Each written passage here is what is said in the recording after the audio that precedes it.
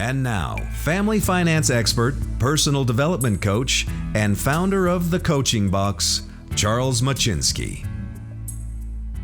Good evening, everyone. What a grateful opportunity I have to stand before you this day just to share some thoughts. I do self-development as well as financial management. And finance is one area that most people struggle with at some point in their lives. And if we struggle with it, well, guess what? We're going to pass those struggles on to who? Onto our children. And what happens is, as a coach, and I see it, and I'm sure you see it too, we see generational poverty. We see generational issues. And so one of the things I want to do tonight is share with you some concepts and thoughts as to what we might be able to do to sort of like fix that. And so what I'm going to ask for you to do, like during the time I have here, is just open your minds and just pick something that I'm going to discuss and apply it to your situation. Apply it to your life that we could move forward and be a healthier person, have a healthier family, and ultimately contribute to a healthier society. Now, initially, I thought I was done with my presentation, put the slides together, I knew exactly what I was going to discuss, and then it hit me. I woke up 4 o'clock yesterday morning, started to write. Initially, I always think it was going to be for like a publication, some sort of maybe an advertisement, I wasn't sure, but I just kept on writing. And then I realized I wasn't done. So I wrote you a letter. So I'm going to start with this letter.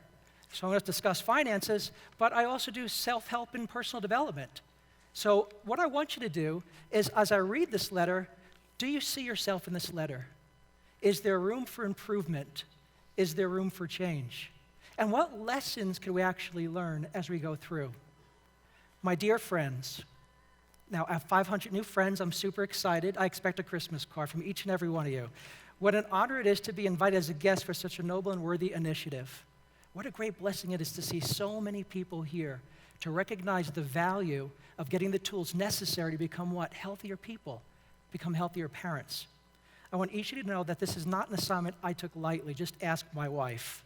I mean, I was constantly thinking, meditating, praying for insight, inspiration. What is it that I could say that could possibly help someone along their journey? Whether it's an individual, a marriage, maybe a child. The topic I've chosen is something that impacts each and every single one of us. Now, I am positive that, well, unlike myself, stressful situations, anxiety over money. I mean, has anyone experienced that? Issues with communication, especially with a significant other, like a spouse. Throughout my life, I've been on my own roller coaster ride as it relates to this topic. Now, it's been a great ride, and my goodness, and sometimes it's just been insane. I've experienced sharp inclines, plummeting drops, unexpected twists, and sometimes felt upside down, like I was barely clinging on for dear life. The emotions I exhibited during this ride have included fear, stress, excitement, and exhilaration, just to name a few. The truth is, as I was growing up, I was really never taught sound financial principles. And as a result of that, I didn't adopt them either. If I take a look at my family, my parents were just tremendous people. They loved us as kids. They really taught us wonderful principles. But my goodness, I just saw how the friction that developed as a result of their financial dilemma got in the way, and of course, how it affected us as children. I was also subject to the bombardment of unhealthy messages that reinforced and assist with the development of what I call a personal belief system. Now, check this out. I'm wondering if anybody ever hear, well, did you hear these? We can't afford that. We don't have the money. We are broke. How about this one? Money is dirty. Get that out of your mouth. That's dirty. Like, what are we teaching our children as it relates to money and finances? Do we teach them it's a tool to do good, or do we teach them to do other things? Now, some of the classic ones also include it takes money to make money, along with they must have known someone to get rich. Now, in my financial situation, since I didn't know anyone, and of course we didn't really have any money, I was actually kind of stuck, right, as I was growing up. I want you to realize that your belief systems play a key role in what you experience and attract in your lives. And in your real essence, your thoughts and beliefs become a self-fulfilled prophecy. If you feel like your situation will never change, it won't. If you feel overwhelmed, that life is difficult, it is. If you choose to feel tired, stressed, overwhelmed, unhappy, you're going to. If you choose to feel happy, confident, hopeful, regardless as to your current circumstance or the amount of money you have or don't have in the bank, so shall it be. Ultimately, The choice is yours.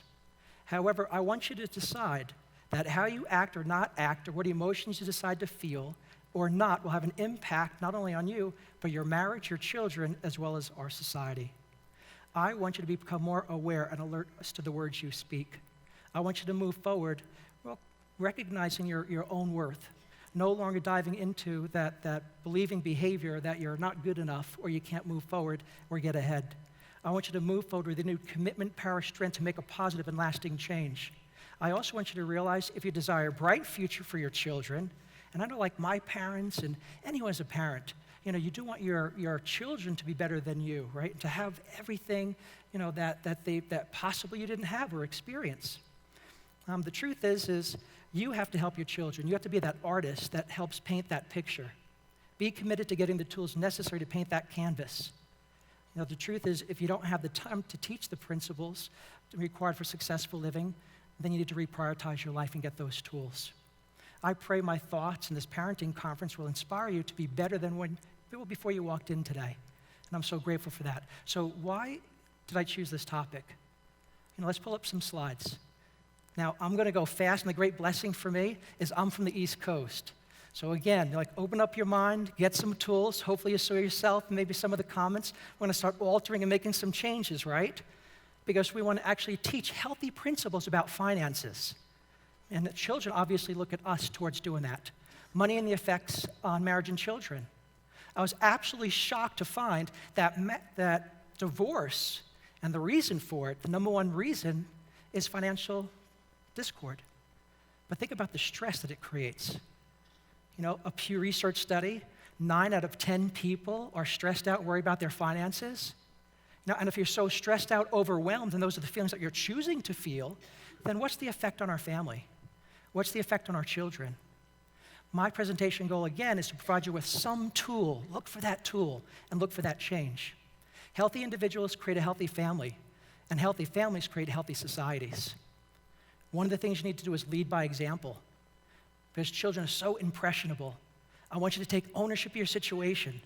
Whatever spot you might find yourself in, recognize that you're capable of making the changes necessary to become healthier, whether it's with finances or otherwise. I want you to live in gratitude and be grateful for what you have, because when you tap in and recognize the abundance of gifts that you're truly blessed with, and they typically are not necessarily financial, you'll actually start feeling different. I usually tell people, stop trying to keep up with the Joneses, because guess what? They're broke too, all right? So just sort of reprioritize. I want you to take care of your own things. I want you to teach your children that. Teach the children the value of hard work. My dad did that for me, and I'm grateful for it. My dad was a blue-collar worker, and I'm so proud of him unloading trucks, washing dishes, and doing what it took to put food on our table. But I'm thankful for the lessons I learned from my dad. One of the things you need to do is to learn to communicate and resolve differences in a healthy way. So quickly, I'm going to take a look at these bullets. Because can we really communicate with money? Has anyone ever argued with somebody over finances? Now, oftentimes, I hear some laughter, right? Oftentimes we think to ourselves, well, we argue because we don't have enough. And the more you focus on not having enough, the more you're going to attract and not have enough. But isn't it interesting, though? You also argue when you have a lot. It's a different type of argument. And there's different reasons why we respond and react the way we do. So the bullets are here. Read through them, right? As far as communication is concerned, it's just an exchange of thoughts and feelings. Be careful as far as emotions are concerned, because when emotion runs high, are you really going to resolve your differences? Absolutely not. And so what I'm going to invite you to do is control them. Someone can't make you mad or angry. Unhealthy body language, get rid of that and use the proper tone. Now, I'm going to talk real fast, 4 principles, and we're going to wrap it up. And then we're going to administer a test. So there'll be a test here to make sure everyone got this. I want you to have regular money talks. Now, if you're a male in the audience, as soon as you hear communication, talking, really?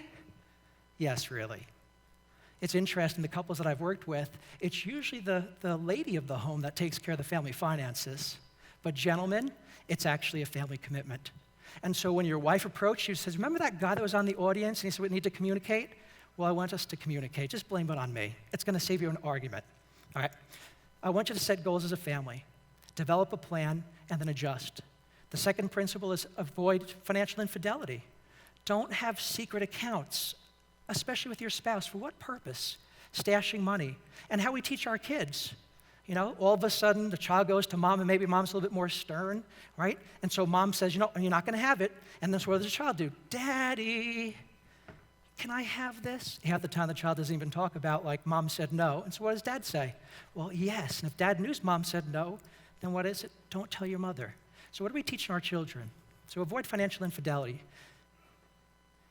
The next is operate on a cash basis and live on less. And that's really important. You know, so just make sure that you put a family plan together. And the very last one that I want you to do is pay off debt and learn to use credit wisely. I am so thankful for this wonderful opportunity that I've had to stand before you, just to share some thoughts that I hope you'll be able to apply into your life, just to make it that much better, maybe your marriage that much stronger, or to teach our children. I'm so thankful for Mrs. Herbert, her staff, for putting on this wonderful presentation. And last but not least, my wife. I am so thankful for her for supporting my dreams, my desires, and the vision that I have.